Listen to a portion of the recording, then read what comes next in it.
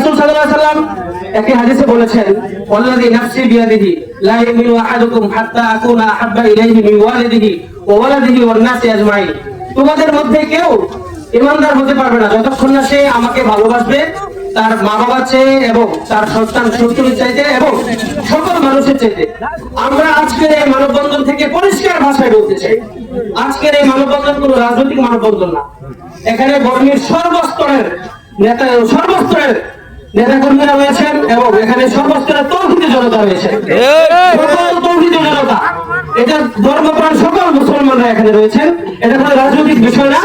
আমরা উদাত্ত আহ্বান জানাবো, প্রশাসনের ভাইদেরকে ধন্যবাদ জানাই, ওনারা তাকে গ্রেফতার করেছেন এবং তার সর্বোচ্চ শাস্তি আমরা তাকে ফাঁসির দাবি জানাচ্ছি।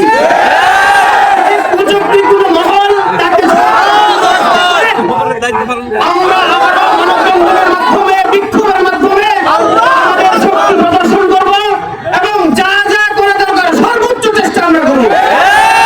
ছেলেখেলা নয়, রাসূল সাল্লাল্লাহু আলাইহি ওয়াসাল্লামের বিষয়। এখানে আমাদের কোনো ব্যক্তি স্বার্থ নয়, আমাদের রাসূলকে নিয়ে সে গালি দিয়েছে।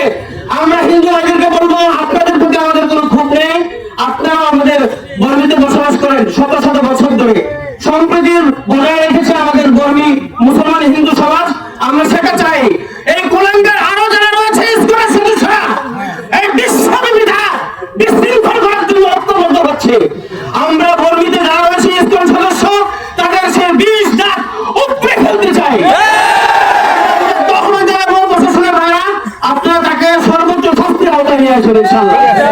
এবারে আমার বক্তব্য শেষ করছি। আসসালামু আলাইকুম।